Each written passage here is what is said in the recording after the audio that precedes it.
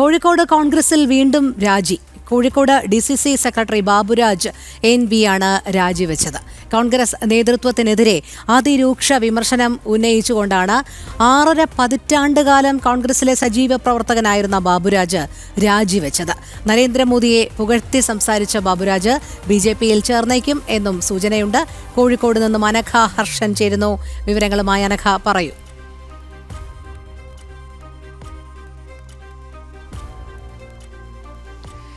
രോഹിണി, തദ്ദേശ തെരഞ്ഞെടുപ്പിന് ഇനി ദിവസങ്ങൾ മാത്രമാണ് ബാക്കി. അതിനിടെയാണ് സ്ഥാനാർത്ഥി പ്രഖ്യാപനത്തിനെ തുടർന്ന് കോഴിക്കോട്ടെ കോൺഗ്രസിൽ കൂട്ടരാജിയും തമ്മിലടിയും തുടരുകയാണ് എന്നുള്ളതാണ്.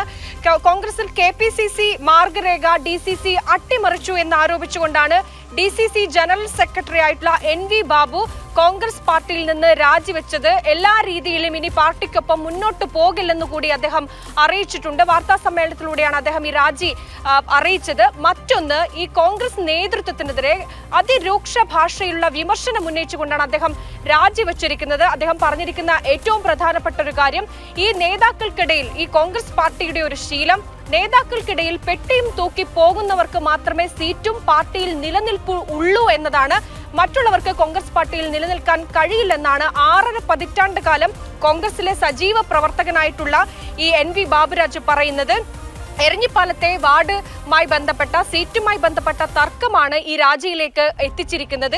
ഈ KPCC മാർഗരേഖ അത് സ്ഥാനാർത്ഥി നിർണയത്തിൽ DCC അട്ടിമറിച്ചു എന്നാണ്. അതായത് ഇഷ്ടക്കാർക്കും അതുപോലെ തന്നെ നേതാക്കളോട് വണങ്ങി നിൽക്കുന്നവർക്കും പാർട്ടി സീറ്റ് നൽകി എന്ന് അദ്ദേഹം പറയുന്നുണ്ട്. മറ്റൊന്ന്, കോഴിക്കോട് കോർപ്പറേഷനിൽ കോർപ്പറേഷനിൽ CPI ഇടതുഭരണമാണ്.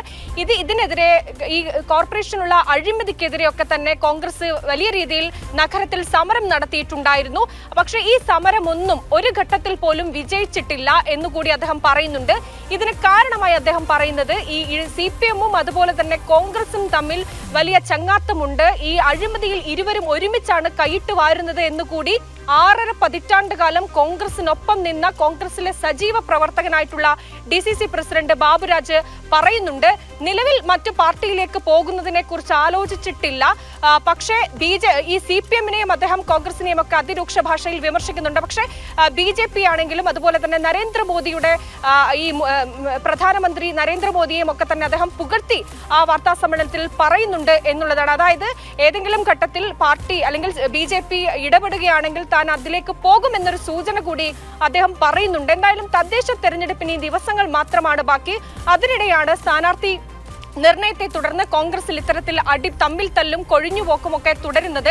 കഴിഞ്ഞ ദിവസം കോൺഗ്രസിലെ സജീവ പ്രവർത്തകയായിട്ടുള്ള അൽഫോൺസ രാജി വെച്ചിരുന്നു. അതിനെ തുടർന്നാണ് ഇന്ന് DCC സെക്രട്ടറി കൂടിയായിട്ടുള്ള നേതൃനിരയിൽ പ്രവർത്തിക്കുന്ന ഒരു നേതാവ് കൂടി കോൺഗ്രസിൽ രാജിവെച്ചിരിക്കുന്നത്. ഇത്തരത്തിൽ തുടരെയുള്ള രാജി അത് കോൺഗ്രസിന് വലിയ തലവേദന സൃഷ്ടിക്കും. ശരി, അനഘ ഹർഷനാണ് വിവരങ്ങൾ നൽകിയത്.